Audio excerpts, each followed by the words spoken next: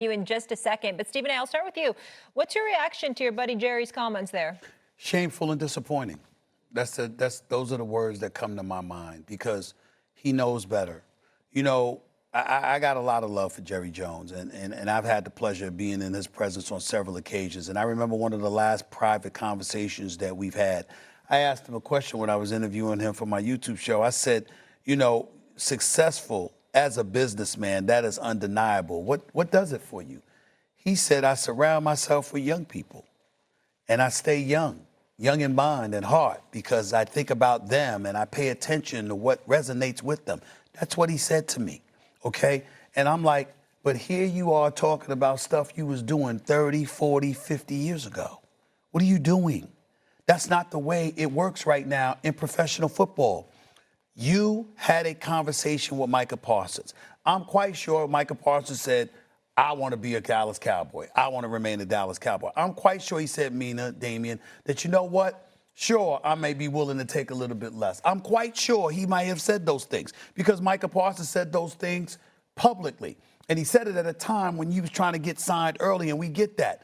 But in the end, I'm also certain that you yourself, Jerry Jones, you yourself, Stephen Jones, knows there's no deal that's getting done without the agent talking to you. And so to not be talking to his representation, for you to be a multi-billion-dollar businessman and to talk to a 25, 26-year-old football player and to act as if that's a negotiation, okay, that some handshake accord was reached, that's just egregious. It's insulting to everybody involved, and it reeks of somebody that's literally looking you in the face and telling you, yes, I'm trying to take advantage. Yes, I am. And so what? Nah, Jerry, that's not right. And again, I got affection for Jerry Jones. I know I troll Dallas Cowboy fans and all that, but it's all in fun. We have fun trolling each other. It's all good. This is serious. And it's serious not because there's an issue with negotiations. It's over the fact that you're talking to this young man like a conversation with him equates to an actual negotiation when you damn well know better. That's unfortunate, and it's sad that Jerry would resort to that. Mina? I think what's so frustrating about the story is we all know how it's going to end. Micah Parsons isn't getting traded. If he is, I will come back on this show and eat my words, but I do not believe there is a chance in hell he is traded. He's going to get paid. When he gets paid, I don't know. Maybe he actually does skip a game. But we know he's going to get paid, and we know he's going to get paid a premium because of Jerry Jones's tactics, procrastination, because we've seen this with Jerry Jones now for several years with his star players. And I think for Cowboys fans, you know, paying him maybe $5, $10, $1 million a year more than you would if they had gotten the deal done early, it's not the worst thing in the world. But all of these little premiums add up with all of these star players. And when you're trying to compete with the likes of the Eagles, who are the best run franchise in the National Football League, a team that gets their deals done early, big part of how they're able to fit all those stars, it puts you at a competitive disadvantage. Jerry Jones is a competitive disadvantage for the Dallas Cowboys. And in a league where those margins end up being the difference between making a wild card or even going further, if I'm a Cowboys fan, I'm pretty frustrated that this keeps happening. So, a couple things. I think both of you guys are right. I think, number one, this is not 1989. These tactics that Jerry Jones is using on Micah Parsons, it's not 1989. I think it's very disrespectful, the fact that you're trying to overlook or override the agent who's one of the best agents in the business. That's right. To try to come to terms with Michael Parsons on a quote-unquote handshake deal. We know damn well these type of things don't happen. But I think Mina brings up a good point here. And I'm going to say this. I don't even know if Jerry Jones wants to win another Super Bowl. I'm going to repeat that again. I don't know if Jerry Jones really wants to win another Super Bowl. Jerry Jones is in the Pro Football Hall of Fame. You know what other Hall of Fame Jerry Jones is part of? Marketing. Jerry Jones is the ultimate marketer of the Dallas Cowboys. That's why the Dallas Cowboys are the most valuable sports franchise there is, because we're constantly talking about Jerry Jones and all the stuff that goes along with the Dallas Cowboys on a day-to-day basis. Mina said it. At the end of the day, what does Jerry Jones always do? He pays his stars. That's what he does. Michael Parsons is not going anywhere. Michael Parsons is what, 25, 26 years old, one of the top players that we have in our game. There is no chance in hell that Jerry Jones is going to trade a guy who's like, you could make a case, I don't even know if he's entered his prime yet, and he's one of the most dominating players that we have in our game. He keeps overpaying for his premium players. And when you consistently overpay, you're not able to build out the type of roster that it takes to go out here and truly contend for championships. So my question in all of this is, it's not about the contract and all this other stuff. My question to Jerry Jones is, do you really want to win a Super Bowl? Do you really want to win a Super Bowl? Or is it more about the PR and everything else that goes on with the Dallas Cowboys? It's bigger than that for me. And Molly and Mina, stay with me on this. Damian, I get where you're coming from, but it's bigger than that. And I'm going to tell you why. He does overpay because he drags on negotiations much too longer than he should, and he ends up paying the piper for that. But by bringing up that he pays dudes, glosses over what the real problem is. Mina, covering this league the way that you have so exceptionally well over the years, you've seen everything from the Kaepernick situation being politicized to social justice movements.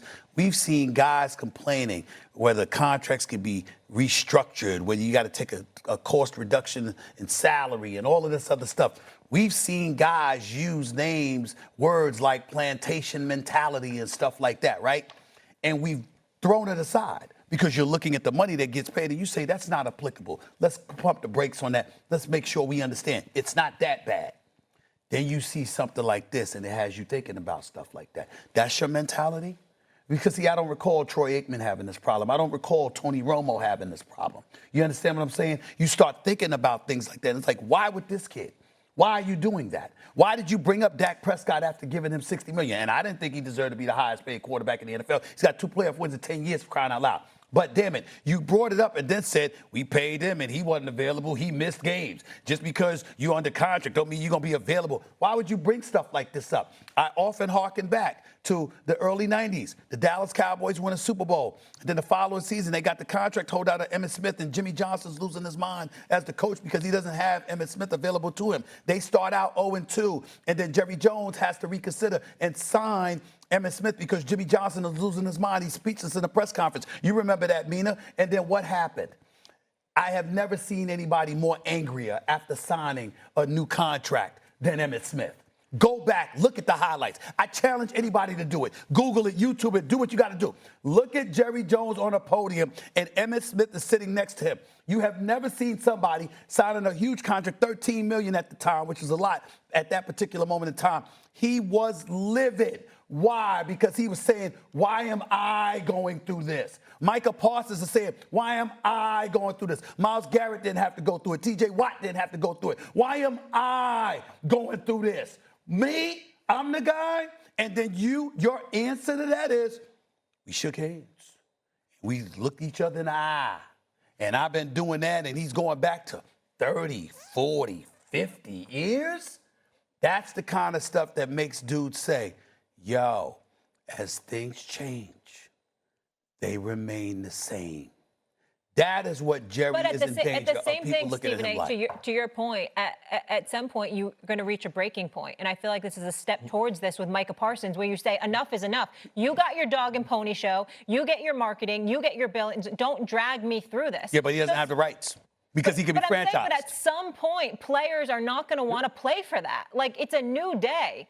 Well, here's what I'm going to say.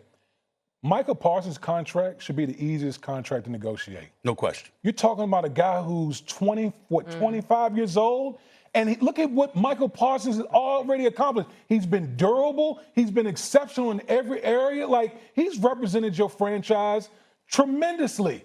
This should be an easy contract to negotiate and execute. Yeah, but we know that. That's not what he does. Like, we already know that story. So at some point, players are going to have to say, we're not going to deal with him. Or the CBA, people are going to have to get involved. But, Molly, that's why I asked the question, does Jerry Jones really want to win Super Bowls?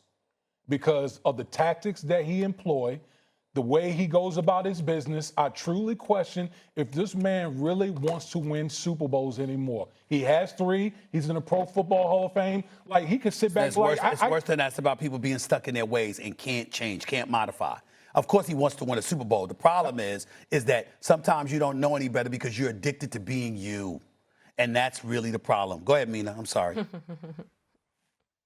No, I just love that phrase, addicted to being you. I think Stephen A is absolutely right. I mean, at the end of the day, NFL teams are family businesses, right? These guys aren't accountable to shareholders, to a board of directors. And if they were, I think those executives, those shareholders, those investors, whatever, would intercede here and say, you've been doing business this way for the last 10 years, and it is not working. This is a results-driven league. The results speak for themselves. But there's no accountability. He owns the team, and he runs the team. And that's how you get to a point like this where you end up overpaying for stars. All right, we'll leave it there. When we come back here on First Take, does Patrick Mahomes or Josh Allen have to carry the load more for their team? Major debate on the way. We have a fresh Stevens A-list next. What are his top 5 questions when Week 1 arrives for 4 weeks from today?